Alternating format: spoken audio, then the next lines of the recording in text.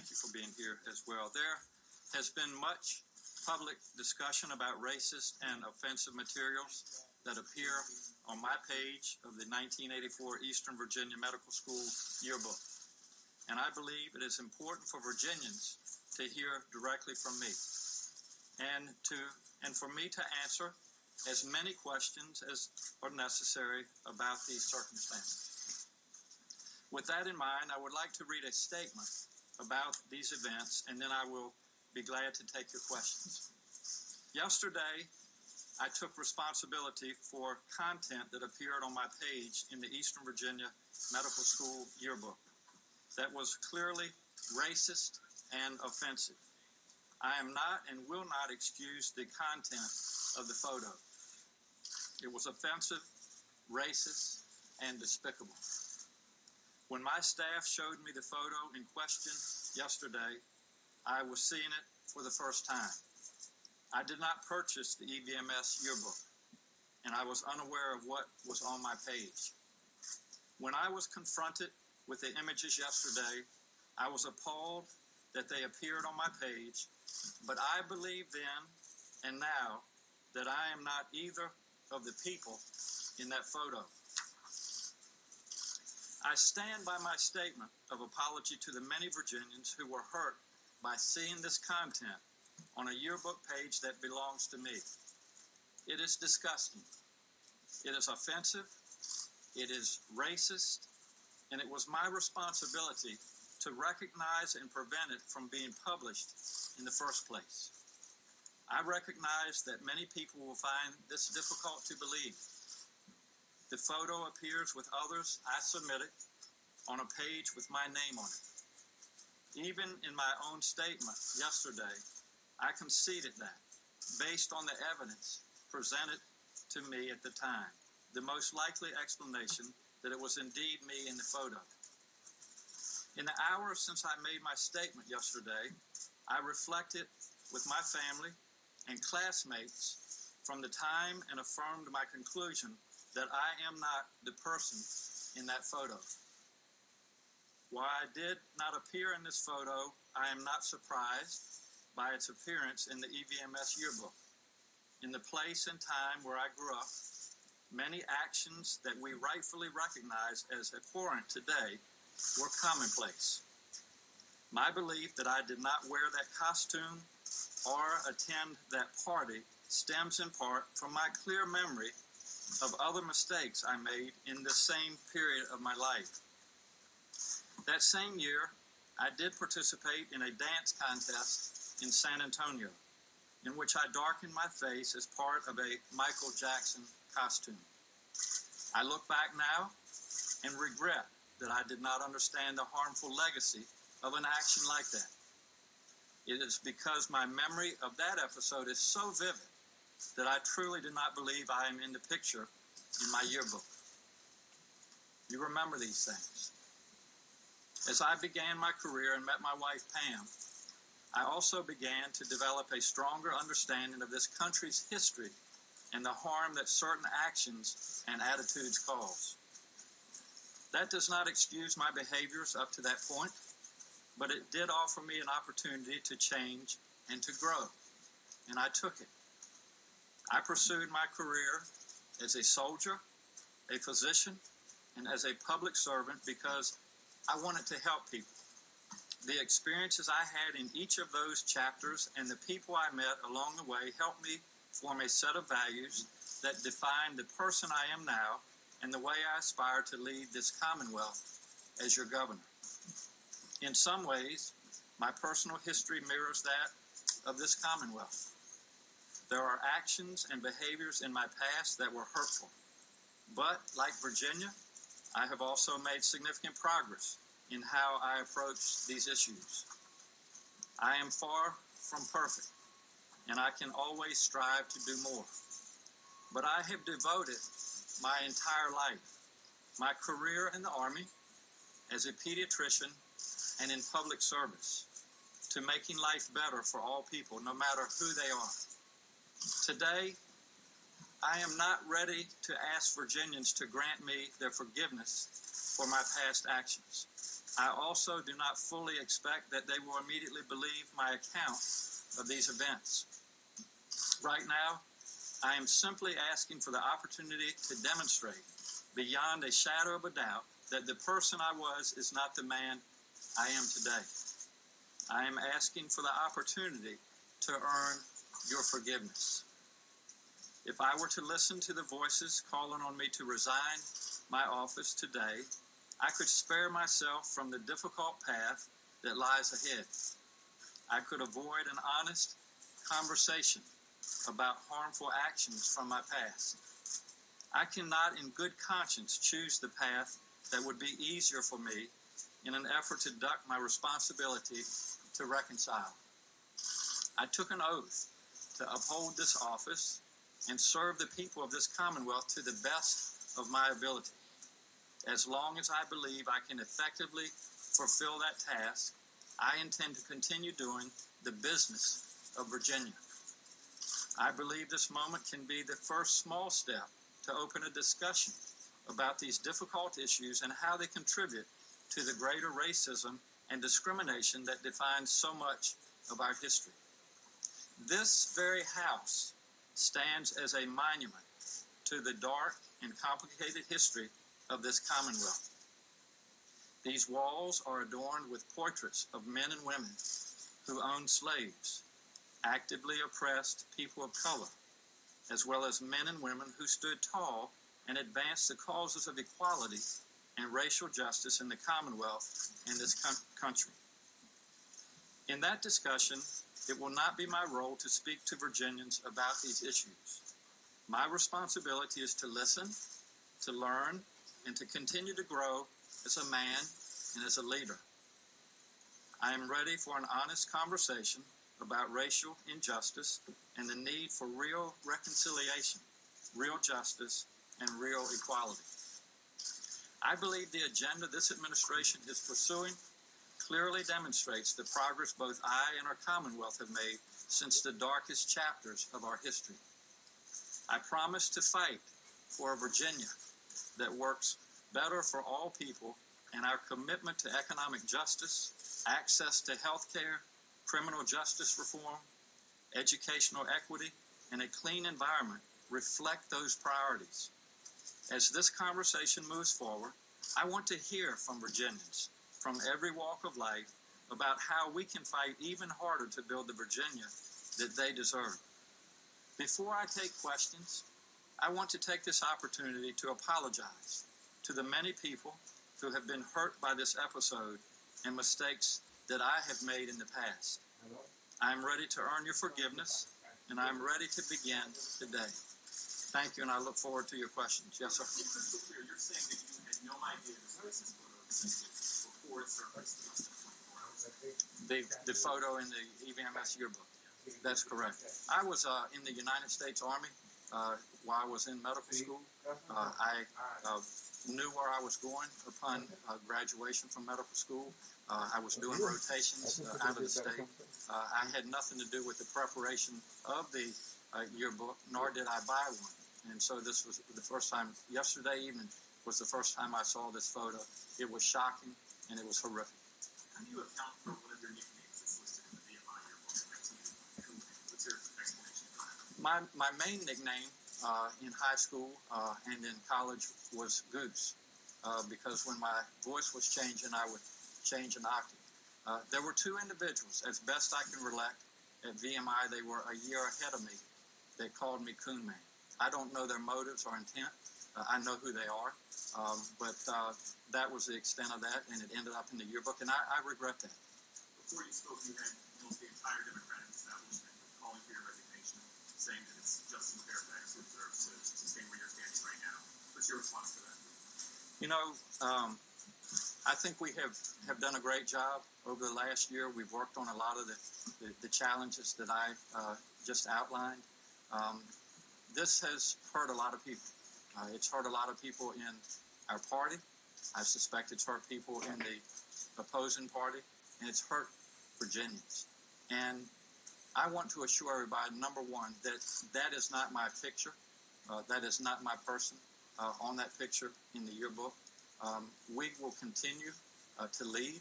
We will continue to talk about the issues that are important, but we also will have a conversation as we move forward about trust. And I have been a man of honor. As you know, I was the president of the Honor Court at VMI.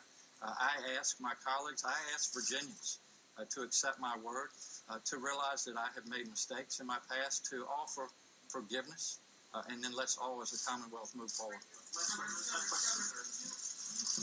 talked there about some incident in San Antonio. Yes. That made you realize that you may have actually been in blackface at some time. Yes. What year that was and what context around that event? I remember exactly. It was in 1984, which was my first year in San Antonio upon graduation from medical school. You were in the military. I was. Did you ever pose with KKK? Absolutely not. Two people in that photo. Absolutely not. There is no way that I have ever been in a KKK uniform. I am not the person in that uniform, and I am not the person to the right. And you talk about believing that you getting an opportunity to be an effective leader. Yes. How much time do you think you have to prove that, or when will you know that you're not being effective? It's a great question. And, we're going to move forward from today. We'll take one day at a time. I obviously will have discussions with our caucuses, with the Republican caucuses, with the people of Virginia. And as long as I feel that I can lead, I will continue to do that. If I reach a point where I am not comfortable with that, then obviously we will sit down and have that discussion. Yes.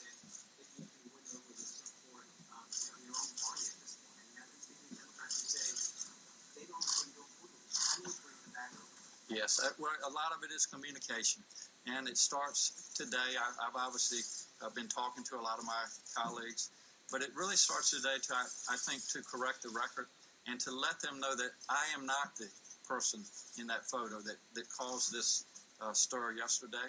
I had made mistakes in my past, as I admitted, but I'm a person of my word. I will continue to work closely. I have great friends on both sides of the aisle. And as I said earlier, this has been hurtful. And that's why I reached out last night and called people and apologized. But I will continue to work as hard as I can to maintain their faith in me, to maintain my ability to lead. And we'll all hopefully work together and move forward.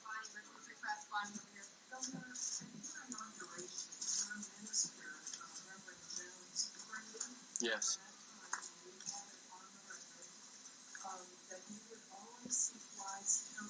Yes.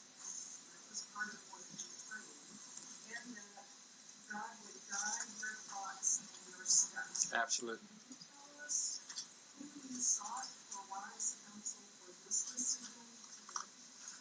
Well, there is no question, and I'm a strong believer in God. I'm a member of First Baptist Church in Cateville, Virginia. My pastor, Reverend Jones, is actually here with us today. But obviously, one of the ways that I have been able to, I believe, govern successfully is to listen. I have a great cabinet. I have great relationships with people on both sides of the aisle. I am very secure in where I believe we need to take Virginia.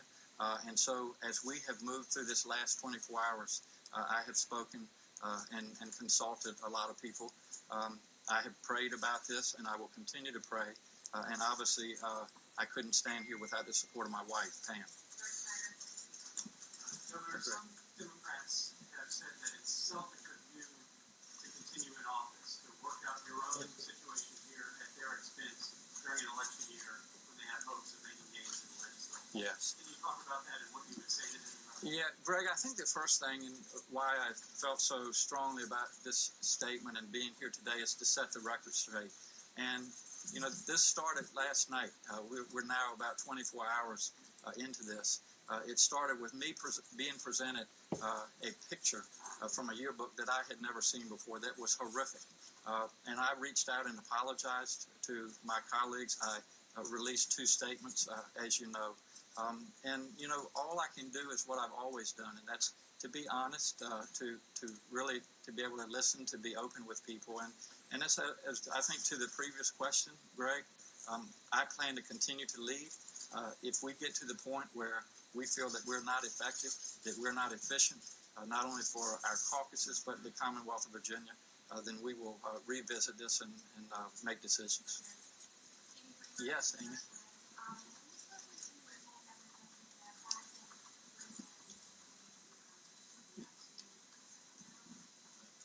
The answer to your last question is no, he hasn't.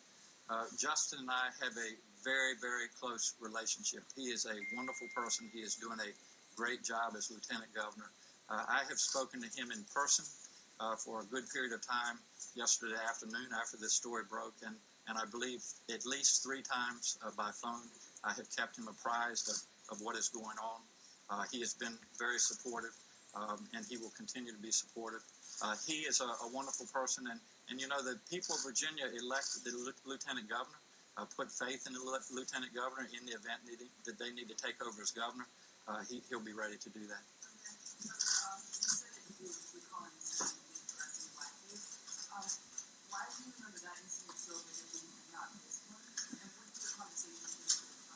Well, the reason that I so vividly don't remember this one because it didn't happen. Well, and that's where I think we need clarification. I take credit for recognizing that this was a horrific photo that was on my page with my name, Ralph Northam, above. I looked at it. My first impression, actually, that this couldn't be me. But there was so much hurt that I was feeling. People were calling. So I reached out and apologized to people for this very picture being on my page. And I have continued to discuss that as we have gone forward. And what has happened is that last night I finally had a chance to sit down and look at the photograph in detail. It is definitely not me. I can tell by looking at it. I have had friends also look at it and tell me it's not me. I have also had a classmate who I discussed this morning.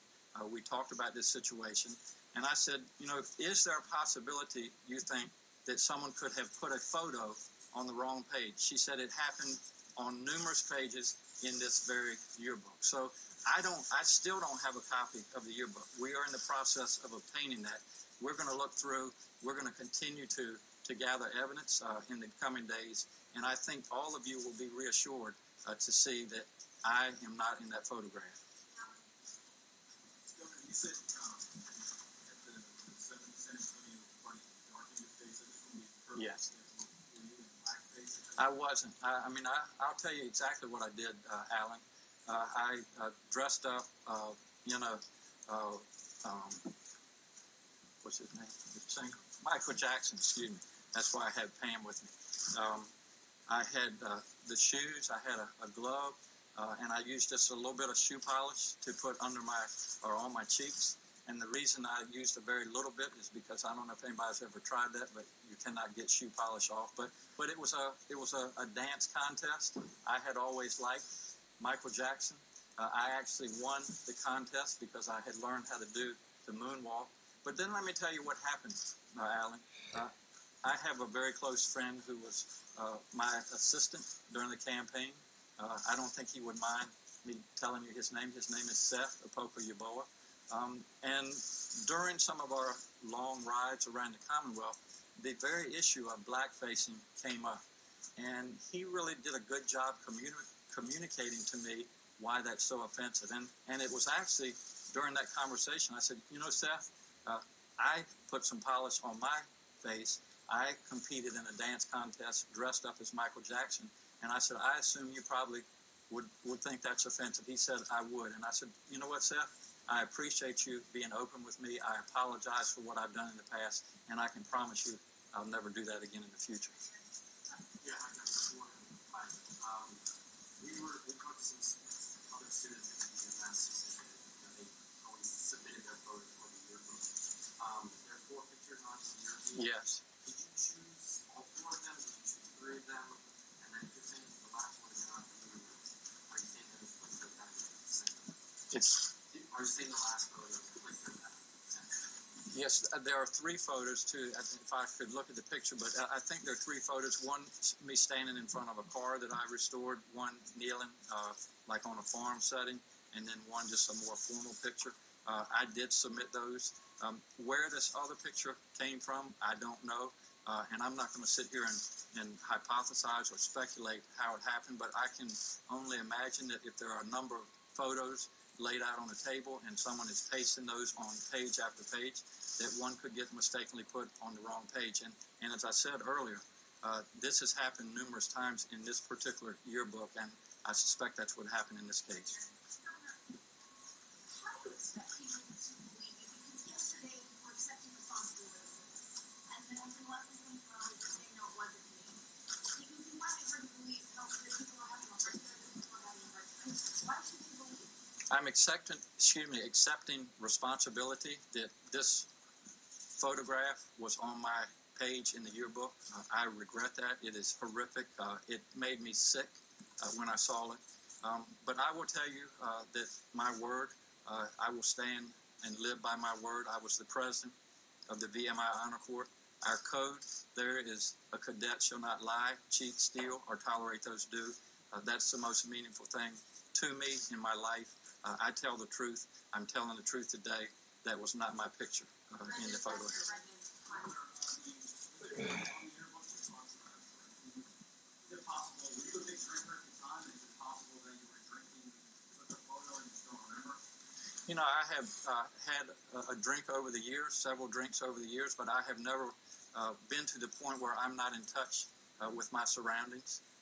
And the whole point, and this is what really baffled me of this situation. I looked at that photograph. Once I started thinking, I said, if I had have dressed up like that, had put whatever was on that person's face and stood beside a costume of the KKK, I would remember that. And I have no recollection at all. And there's some other things, as I said, if one looks at the picture, it's not my picture. I remember the dance contest in San Antonio just like it was yesterday. And so my conclusion from that is I certainly take responsibility for what happened in San Antonio. I have learned from that. But this was not my picture. I was not in that costume either as black-faced or as KKK. And it's not me. If that would have been you in that picture, would you have resigned? And why do you think that picture is any more offensive than dressing up as Michael Jackson? Are both of those things disqualifying? It's a great point. And, you know, I at the time, when I dressed up as Michael Jackson, it was a talent show. I didn't personally find it as unacceptable at that time. I have learned since, again, in talking to my friend Seth. The picture, though, that is in the EVMS yearbook with the black facing and the member of the KKK is just horrific. It's totally offensive. And so I find both of them to be wrong. I wasn't responsible for the first one. I can tell you that. I take responsibility for the issue in San Antonio. So for the governor, Governor, you've had a little bit of a earlier in the week with the comment on the listening restrictions. Why do you think this governor service happened? You know, I don't want to ever, try to judge someone's intent, but it is perhaps coincidental. And, I guess most accurately is to probably ask the person. I've heard kind of secondhand from that person why he did this, but I would rather it come from you. But there was an agenda involved. Governor, kind of to that point, you've run two pretty rough and tumble statewide races in recent years. Anyone who think that goes through this kind of a race does a self-search of this kind of material, while inevitably your opponents are probably doing it as well. Yes. To go back and look from your books from everyone from kindergarten all the way through, just in case there was something. Well, we always are asked when we're running, what kind of things should our people look into. Obviously, there's opposition research on the other side, but I will tell you, no, I didn't ever really think about that there would be anything offensive in my EVMS yearbook. But this literally hit me like a ton of bricks last night. It totally caught me off guard. So it was something that I wasn't expecting. And to your point, the people that do that kind of research, perhaps they should have looked at that. You said that the competition in San Antonio was... Yes. You danced the moonwalk? That's right. You still able to moonwalk? My wife says inappropriate circumstances. Why do you feel like this is the best way forward for Virginia for you to stay in office? We have constituents and top leaders saying we've lost trust in you. Sure. What I really want to do is talk about the racism and the hatred and the bigotry that I have fought so long and hard for. I mean, I'll give you just a quick example. You know, when the white supremacists marched into Charlottesville, I was there with then Governor McAuliffe and our Attorney General, just denouncing that. And so I have felt very strongly about that. We still have a lot of issues to work on as we move forward, as I talk about inequities in access to voting, access to education, health care, the justice system. So we still have a lot of work to do. And I really think this is probably a good opportunity to talk about that issue with what has happened this week. Yes.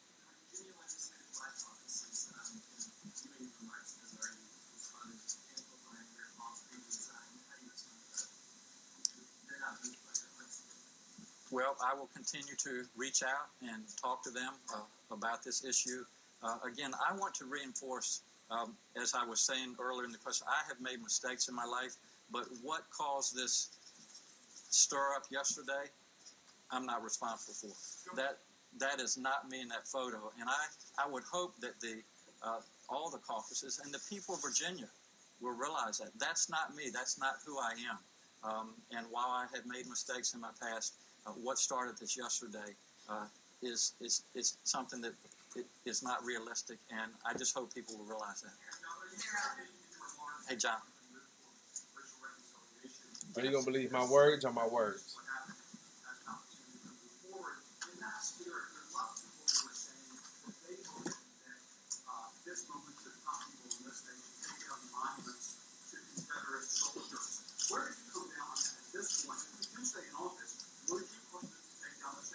As you know, Jonathan, we've had that discussion. That discussion really was highlighted after the Charlottesville episode, and I really think what Virginia has looked at is doing this on a regional basis to let the localities assess the statutes that they have, and if they find them unacceptable, to remove them. I think the other thing that we can do as we move forward.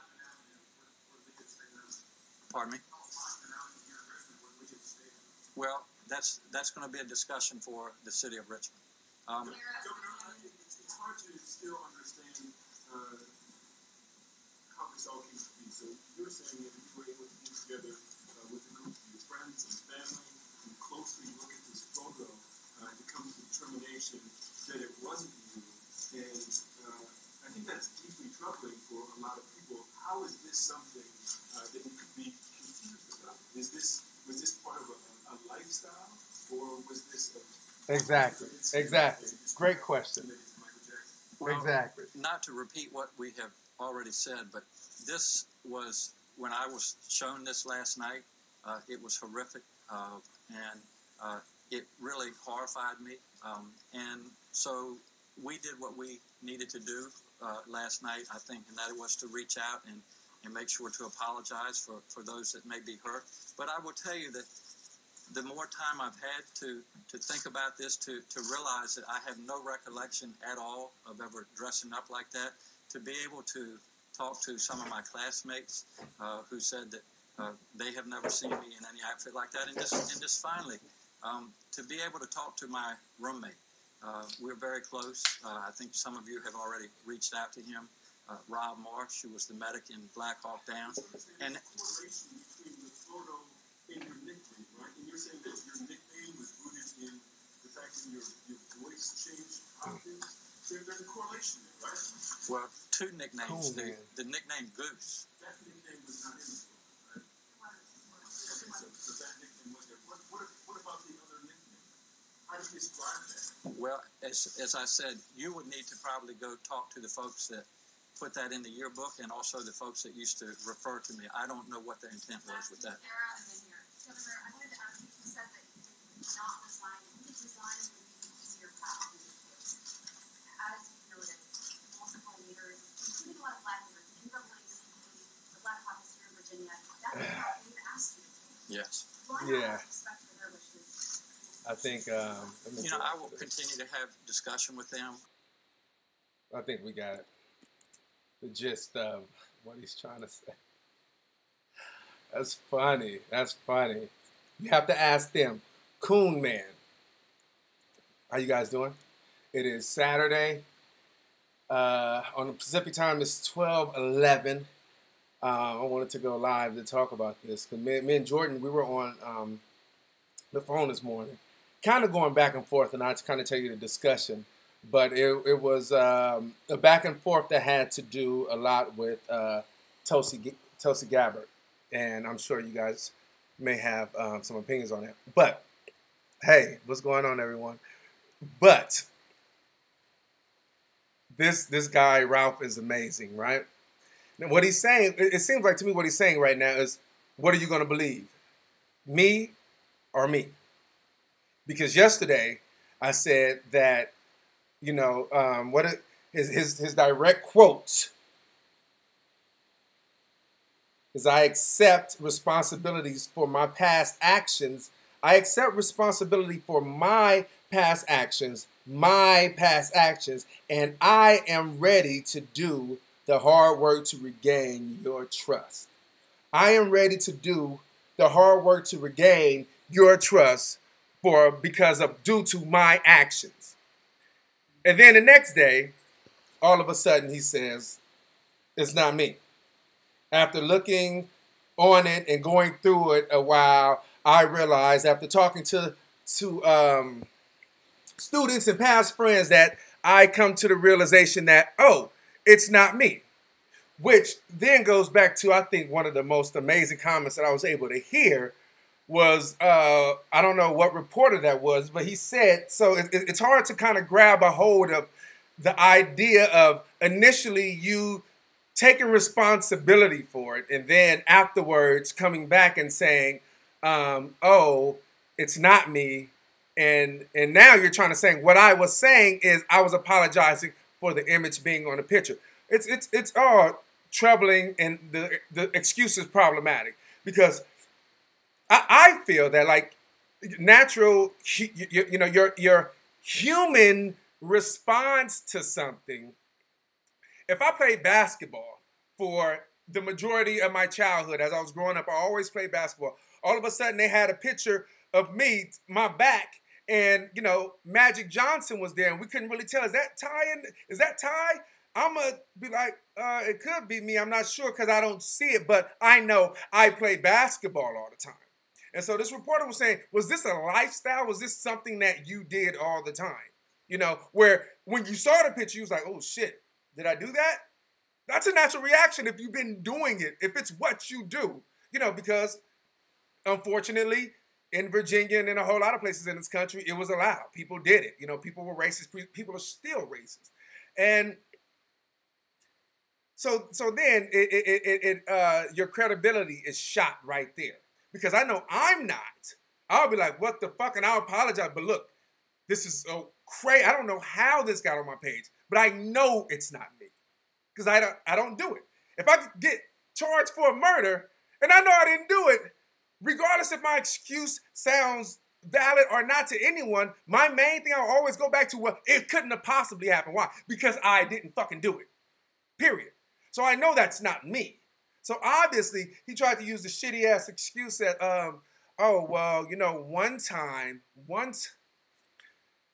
how old is he? This is like a child. This is like maybe, I wouldn't say, this is like maybe a college student that would say, one time, well, I did this Michael Jackson. I was in this contest, and I was Michael Jackson. And so I thought, and this happened in 1984, I guess. In 1984, Michael Jackson hadn't became just white yet. So it seemed Because initially when I heard it, I'm like, well, Michael Jackson was probably as white as you. He said 84. 84 was like 2 years after Thriller came out. So maybe he hadn't got there yet. Who knows? But what he said is, oh, I had a little,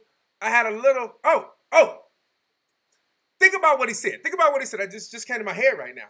He tried to use the excuse. He said, I had a little shoe polish, and I just put a little on my face because if you're familiar with this, it's hard to take shoe polish off.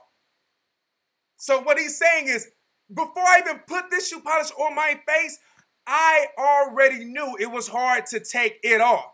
Meaning, I've done this before and had to take it off, and it took a while.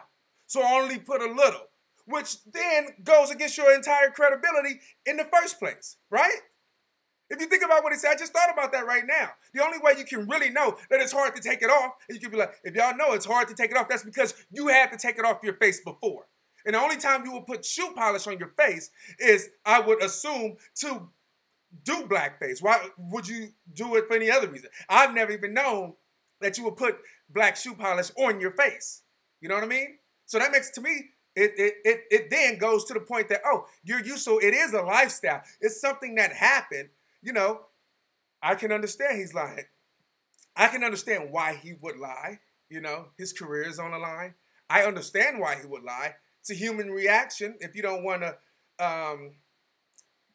you know, take responsibility, because what matters more to you is your career and not your constituents, not what's good for the Commonwealth of Virginia.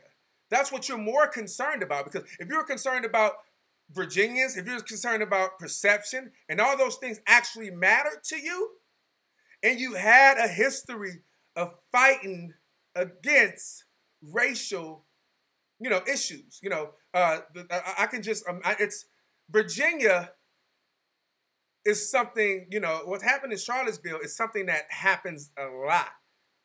If you look in the history of Charlottesville, they have a lot of incidents like that. Unfortunately, this was an incident that got caught on, fortunately, it was an incident that got caught on television where everyone can see it. It's almost as like how prevalent murders was back in the day, or we could just say right now how prevalent murders are in Chicago. It happens all the time. But if something were to happen in Chicago where people were protesting this thing and then people got shot, it'd have been big news. But then you realize, oh, people get shot in Chicago all the time. So this racism happens all the time. And when he goes to his record to say, look at my record, and you can see the first thing he goes to is Charlottesville. That's your record? Charlottesville? Nigga, that happened 2 years ago. That's all you got? Is that it? Is that when it started for you? So, I mean, come on now. All we have to do is, if you really like pay attention to a person and pay attention to their excuses and what they say, they put themselves out there, even, especially if they lie. Because lies can't be consistent, we all know. And you just look at little small things that people add, like that is huge to me. If you know, if you put this on your face, I don't know, because I've never put it on my face. So I have no clue how hard it is to take off. So if you know that, you only know from experience. I was there before, I've done this, so I know that. And I know what happens, so I only put a little. Now, come on, that's absurd. That's absurd. And his name is Coon Man, and he knew that was his name. He didn't fight against it. They called him that. It was in there, Coon Man. And maybe, I think he would have been absurd, stupid, and crazy to submit that picture. You know, I give him the benefit of the doubt if he's not an idiot that he actually submitted that picture to go inside, you know, his page profile. I don't know. I never had a profile. I don't know how that works, but he said that he had to submit pictures. You don't have to, just because you didn't submit the picture doesn't mean that it's not you. Somebody had the picture. Oh, this is funny. Watch. Fuck up. I doubt if they were thinking I'm gonna fuck up the rest of his life. They probably thought it was funny. Coon Man. And that's what they called him, and that's what he lived with. And he was okay with that. He was okay with being called Coon Man. And he was okay with blackface. You know, and it's cultural, okay? That was his culture, but your culture has allowed you to be removed from office. Unfortunately, that's what your past do. You know, you have a past. It may not have come from you. For the most part, hatred is passed down, and you got to get over it. But unfortunately, because you are in the position you're in, not saying that you haven't grown, not saying that you don't have that lifestyle, or you don't have that you know, that disposition. I mean, that can be argued. There are some policies that you put in place. You know, Jordan was down there. That seems that you still may have those actual, you know, either policies, inconsistencies, or views of black people where you don't consider them when you start putting, I think it was pipelines and things like that they have going on that he's allowing to happen, and he's firing people that's going against it. It was a whole, you can look at Jordan's video and he talks about everything that was going on. So if you look at the things he's done, it doesn't really seem like he actually got past it. But people do grow, and I give him the benefit of the doubt. Everyone grows. Everyone has issues. Back in the day, you know, my parents told me that, you know, gay people touched on children. And to solidify that, I had my mother's cousin, who was my mother's age, my mother's cousin, and he was gay. He tried to touch on me as a kid. So me growing up, that's all I needed. Oh, of course, yeah, they're gay. They're child molesters. I'm sorry. Gay people are child molesters. And so because I was a child and my gay cousin tried to touch on me, it was solidified. And I knew that without a doubt because my parents told me, and then it happened to me. Once I was able to leave Compton and start to get around different people, and I got around gay people and was around gay people more, I understood that was a fucking lie. And it was bullshit. And that my cousin is a fucking child molester.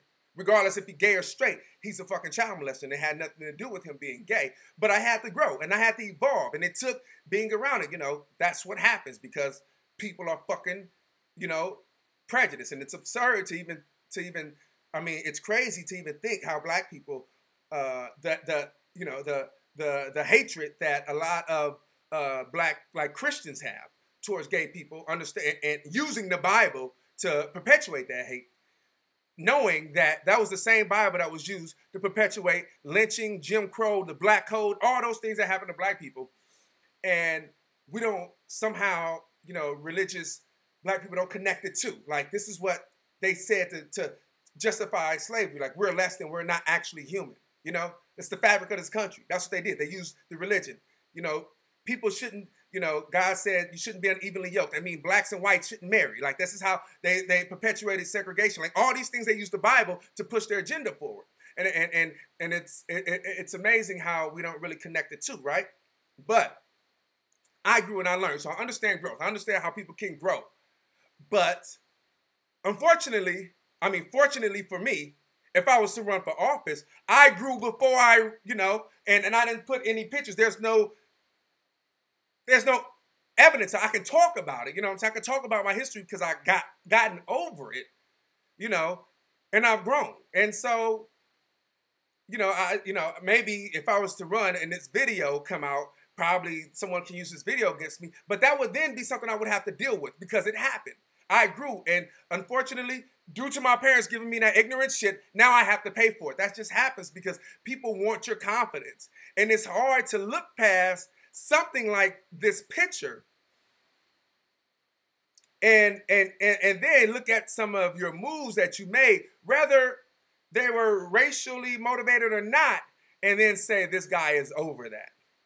And so it's just, it's I don't know. It's one of those things that, hey, you got to deal with. You got to deal with. You made this bed. You know what I mean? People grow. You know what I'm saying? George Wallace grew. But I wouldn't vote him into office. You see everything he did. He actually rebuked everything he did with segregation and trying to keep the girl out of school. He actually grew and moved forward and tried to do something different. And it's appreciated. But I don't want him in office. And I wouldn't vote for him. And I would still appreciate his growth. And I would look at him as a better person and a better man. But personally, I don't want that. I just don't. You can grow. You're gonna have to do it from outside a policy. Maybe you can be, you know, in someone's cabinet, but I don't want you in office. I don't. Period. You know? And so that went to me and Jordan was talking about Tulsi Gabbard. And I was like, I don't understand how people don't connect it. You know, I like Tulsi Gabbard and I love the things she does.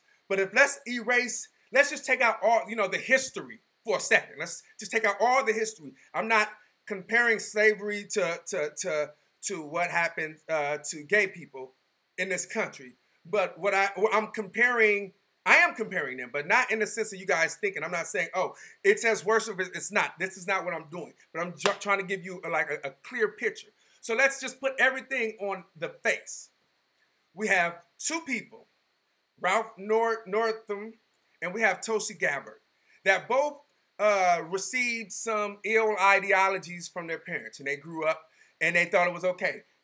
The majority of the people that they grew up with thought it was okay. Everybody was doing it. So you had a certain way of living and a certain way of thinking due to whatever, the Bible, whatever. But you have this way of thinking about certain people, and then you push that forward. That's how you feel. It's normal because, you were taught that. So as you grow older, you start to then put that out there. It's strong. You feel strongly about that. You put those images out there. Now, these images, whether they're images or they are words, I'm talking about the spirit of a thing, right? When you say that, when you propagate a stereotype or an ideology that says that gay people are less than, so this shouldn't happen, or they're something, less than a human, that then they can't get certain rights or they can't be this because they're less than a human, which comes from the Bible. When you say that black people are less than human, so we can put them in slavery, or we can segregate them, or we can, because they're less than human, so we don't really look at them as human. So these things can happen to them. Now it's okay because they're less than human. What happens with the police? It's okay because they're less than humans. They view a certain demographic, a certain culture in a way where it's okay then to do whatever it is that they want to do. So if you look at them on the face, both of those ideologies have allowed people to be killed, to be attacked, to be lynched, to be hung. You know what I mean? Now, you're just starting to see it with gay people in the past 50 years or in the past 30 years or whatever. It's only because it was so horrific that they had to stay in a closet. I'm pretty sure if black people could hide being black for the most part, they would probably hide it to survive in this country. You have a whole lot of incidents where you had a black person that was mixed and they looked more white and they tried to pass as white just so that they can live comfortable in this racist society, right? So that's what they did. The people that could hide being black, they did so that they can just be judged on their character because it was so fucked up in this country. Gay people had the fortune, if they were like white, to just act like they wasn't gay, which is fucked up and unfortunate that had to happen, but they can maneuver in society and have a facade and everything could be okay for them. Not internally with them because they're hiding who they are, but just they can get through life without being judged on that. Once they said they were sick and tired of it and they came out, they started to die. They started to get killed. The reason why they were hiding out because they understood that it was a possibility. Due to rhetoric. It was the rhetoric, it was the language, that the spirit behind that then emboldened people to say, I can kill them, you're not shit, fuck you, you faggot, fuck you, you nigger. All those things came from the ideology, from the rhetoric, from the words. The images do it as well. That's why you see images of people being lynched, images of people being hung. You see, if you read a book by Malcolm Gladwell, it's called David and Goliath. One of the sections he talks about how Martin Luther King, because we didn't have social media and everything, needed the public to see what Alabama was doing, or Birmingham. And he made a situation where he had the little kids come out and all the national media filmed it, and they filmed, this is the first time the entire nation saw people being sprayed with a water hose and attacked by dogs. The first time, which brought it all to the forefront. You know what I'm saying? So those things, media, the language, it pushed forward ideology, pushed, the positive side, pushed forward the civil rights movement, you know what I mean? Because the Civil Rights Act was introduced like in the early 1800s, you know what I'm saying? It was just pushed back, but I think Andrew Jackson, Andrew Jackson pushed it back in right after the Civil War, 1860 something. But then another Andrew, I can't think of his name right now. The other Andrew Johnson, back in the early 1800s, have blocked it as well. So it finally got traction in the 1960s. But the bill had been introduced by the first black Republican in the early 1800s. So if you look at what these words do and the spirit of these words and how it pushed people forward, you got more white people involved with the civil rights movement. You started to get everyone involved with it, and now it's growing and it explodes. And you see all the legislation. The same thing happens with the hate. Those words do those things. And if it's easy to say that, oh, Tulsi Gabbard thing is different because she did X, Y, Z, come on. I don't know. I think it's something to really look at. If you're being biased, because if Tulsi Gabbard was a Republican, would you then say the same thing? Or if Tulsi Gabbard was maybe a moderate Democrat, would you then have that same lenience to say, oh, no, you actually look at it because people pander. Yeah, it's great that Tulsi Gabbard passed all these laws, the laws that promoted, that gay people get the same rights as everyone. But, you can easily argue. I'm not saying that it's targeting, but you can argue it's targeting. Just the same way as I think Ralph Northam targeted black people to get the black vote. That's why he had a black lieutenant governor, and he did certain things intentionally so that he can get over that hump. It could be. I'm not saying that it is, but you can look at it and say, oh, yeah, all these things passed, and it seemed like it was targeting towards a certain demographic. You can easily say that. You know what I mean? I just think it's crazy that, things aren't nuanced. You know what I'm saying? Everything is nuanced. Like, yes, I think she's grown. I'm not saying that she haven't, but I'm saying that, yeah, she got nominated into office by a district. It wasn't the nation. So it ain't just because you say, oh, she got nominated. It was a district. Yeah, her whole district may have had that same thinking. I mean, you got to look at the whole thing. I think she's a wonderful person. I don't really know her. Everything she said, I think, is good. She said nothing that's wrong, except outside of that, when we found out what happened, and you just got to be 100. If you're not able to be 100, you just want to follow somebody and not be curious enough to look through it. And just because your side said it's okay and we can do it, then we can do it. No, that's just bullshit to me. And I think it's crazy. And you got a lot of people talking about, well, oh, if that's the case, what about Hillary or what about Barack Obama? It was a different time, and you guys should know that. The time has moved so quick in the past 6 or 7 years than it's ever in our whole lifetime. So in 2008, it was okay. Everyone was on the same keel. If Barack Obama ran in 2019 and he said, oh, I'm not for gay rights, guess what? If we were in this position right now, he wouldn't be voted into office. It just wouldn't be like that. Times change. So those times hadn't changed yet. It changed rapidly by 2012. Guess what? We're at the Supreme Court trying to make gay marriage legal federally throughout the nation. That's how quick that changed. From Prop 8 that happened like in 2006 or 2007. All of a sudden, we go from a presidential candidate saying, I'm with gay, contracts or whatever. He didn't really say it. To 4 years later, we're in Supreme Court. That's how fast it changed. So that's why they got into office. And for Hillary Clinton, hey, she ran for president. She didn't make it. And that was a part of it because people saw how she was flip-flopping. One day, she wouldn't say she was for gay rights. And all of a sudden, she says she's for gay rights. And then she wouldn't admit that she grew. She was like, I've always been this way. So that was a part of it. So you can't just look at one part and say, oh, well, what about Barack and what about Hillary?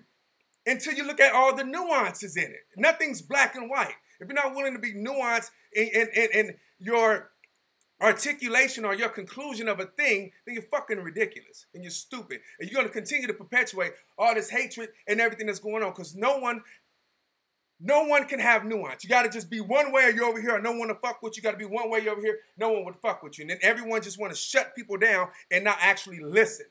You know what I mean? And where do we go? Anyway, I thought that was my whole thing. It's just, to me, both of them make sense to me. I'm not saying that they're equal and everything that happened, slavery is terrible. But I guarantee if gay people were trying to have parades and do all they did, like in the 1800s or during the turn of the 20th century, guaranteed they would have been lynched because people wouldn't have went for it. You know what I'm saying? That's our entire history is built on racism. This country has been so racist. If you look at history, I was just watching the documentary. This is how racist this country's been. Even with a white person, with Kennedy, they didn't want him into the presidency. So obviously they couldn't use the color of his skin, so they used his religion. They said because he was Catholic and he had to actually go to Texas to speak to this group of 200 priests to let them know, oh, I'm not going to just be the Catholic president. No, this is what I'm telling you. This is the hatred of this country. When I'm telling you, white people realize, you can really realize the hatred of this country when this country goes against you. If you look at any person that's done something that was white and they really went against. And they'll use something that we can all agree with, that we can hate on them, and they'll grab that. And with Kennedy, it was him being Catholic. And they breeze over in certain documentaries, but there's one documentary where they actually went into it and like he really had to do a lot to convince people that he wasn't going to be the Catholic. Like really, that's what it was. It's amazing. But that's the fabric of this country. That's the fabric. That was what the Revolutionary War was about, to become a country. So the taxes was a part of it, but slavery was too. You know what I mean? The Civil War. So that's the birth. It's the blood in the soil. You know what I mean? So as long as we continue to shut people off when they say something that we don't agree with, we will never get through racism in this country. We will never get through anything because no one wants to have nuance. No one wants to hear what another person has to say. No one is all the way conservative or all the way progressive. It's just not. You can try to be, but there are some things that you're like, there's nuance. And if you don't think that there's nuance, then you're silly. And you're absurd. And we're going to continue to stay in this environment that's so hostile that anything can blow up and anything can happen at any time. You know what I'm saying? Because if you allow a vacuum to happen, if you shut people down, don't allow them to talk, the thing that you combat bad speech with is good speech. Not shutting someone down, because then that bad speech is able to boil and grow somewhere else, and then once we see it, it's going to be too late because it's going to have boiled over and it's going to be this whole thing. But if you start to have discussion and dialogue with these people and show them, that's all you got to really do. The only time people want to shut you up is because they ain't got nothing to say. There's things to be said. You know what I'm saying? Just be curious enough to look it up and not just spew shit without understanding the history of it and how you can argue it. You know what I mean? Then if somebody goes and they talk about something at some college, then you can be like, look, we can have this guy that we know come also, or we can ask questions that can be like this, and you push that forward. You know what I mean? And that's what you do. It's just not shutting people down. Shutting people down does nothing but make people more angry, and then other stuff starts to happen, man. And no one wants to be like, oh, shit, in 5 years because we're somewhere we can't come back from. But anyway, his press conference was bullshit. I think he did it. I think it was a part of his reality. It was a part of his culture. It was a part of who he was when he was a kid. And maybe he didn't realize it because everyone around him thought it was okay. That's a natural thing. It happens to everyone. But his problem is that he tried to lie. Now, I think he put himself in a way worse position than he would have been in if he just said, you know what? That was me. This is who I am right now, and I want to finish this. I want to have this discussion. Like, all of a sudden, it's convenient to stay to have the discussion. Now he want to have discussion on race and understand some things. So that's why he want to stay in office. You can stay in office and still have those discussions, player. You really can. You can stay in office and you can get out of office and have those discussions. Don't use that as an excuse. I'm sorry, it's hot. You ain't got to use it as an excuse of, well, I'm going to stay in office so we can discuss this and have anyone be able to come on. Anyone, that's not going to happen, and you know that. But no one want to fuck with you right now because you lied when you wasn't genuine. We saw it. You can read it. You can see it. You're not. Oh, I did it once. And if you know, I don't know because I never put it on. So if you know, that means you put it on more than once, player. No one's stupid. Let's think about it. Think about it. No one's stupid. So, you know, you fucked yourself, man. You fucked yourself. And I don't know why you thought Michael Jackson. I mean, it doesn't really, like, I get it. It doesn't matter. Racism is racism, and people are racist. And you grow up and it's passed down. There's a lot of things. If it's not racism, it's certain things that we grow up with that our parents, like, we can't help. Our parents give it to us. And it's who we are until we get our own mind, hopefully. And a lot of times, it takes you to get outside your community to understand that your parents raised you with some fucked up thinking. And you got to change that. And you got to be, and hopefully you're open enough when you're confronted with some, confronted with about your ideology that you can consider something outside your own way of thinking. So we've all grown and we've all had to deal with the repercussions of our parents.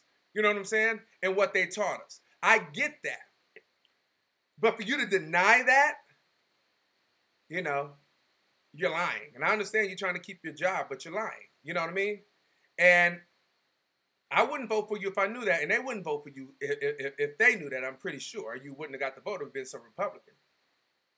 But that's, that's the part of, your life matters now. It's fucking 2019, and people can go way back. Look what they did to the Supreme Court Justice Kavanaugh. It all matters. He was in high school. You're in medical. You're like 8 years. I think it's like 8 years, 6 years, 8 years, right? You do college and then you go to medical school. I think it's 8 years out of high school. So, yeah, man. We all grow. We all have to do it. But, blame your mother and your father. Blame your community. But because we've grown and we've changed as a society, those things matter. And because those things matter now, you can't get away with what you could have gotten away with in 1984. You can't get away with what you could have got away with in 2008. You cannot. And that's just it. We've moved past that rapidly. You know what I mean? You can't. And that's just the reality of it. We see it. You can argue, well, why? You see the reality is right in our face. This is why you can't. People think different. Some of it I think it's a little extreme, and some of it I think it's okay. You know what I mean? I watch a lot of stuff, and I see some things with comedians. I'm like, it's a comedian. He didn't say nothing that bad. I thought it was funny, and it's crazy. But a lot of times you got to push really, really hard. It's like Me Too. There's gonna be some collateral damage with Me Too. Like everybody shouldn't have got lost there, but when something happens and it boils over and the rush comes in, there's going to be collateral damage. But hey. That's what happens when revolution happens, man. And that's a revolution. And it's people that got hurt that maybe shouldn't have got hurt or shouldn't have. And that's what's happening right now. It's a revolution. And people are going to feel it that shouldn't feel it. But we got to get rid of the stinking thinking. And part of the stinking thinking, though, is the fact that you think your side has all the answers. And that's not that's not nuance, and that's not curious, and that's not growth. And if we don't understand that throughout this issue, throughout this thing, throughout what we're going through as a country, that we need to engage each other more, conservatives and progressives, that we need to listen and understand, because some people on the right are arguing because they are really passionate about what they feel, because they think it's right for this country. And the people on the left, they're really passionate about what they feel because they think it's right for this country. If you got two people that's on opposite sides that's really arguing because they think it's right for the country, you gotta, if you can have a dialogue, you can start to weave out the shit that's may not be right for the country, that's just right for your ideology. Because if it doesn't benefit every part of this country, black, white, Chinese, Mexican, immigrant, non-immigrant, then we have an issue. But you can't really filter that shit out if you're not having discussions, if you're not talking. You know what I'm saying? So if everyone you're talking to thinks like you, guess what? No one's thinking. And if that's how you want to live and that's how you want to push your shit forward, then you fucked in life. Because you're not curious enough to go try to challenge something or think about something. You know what I mean? Think. I love y'all.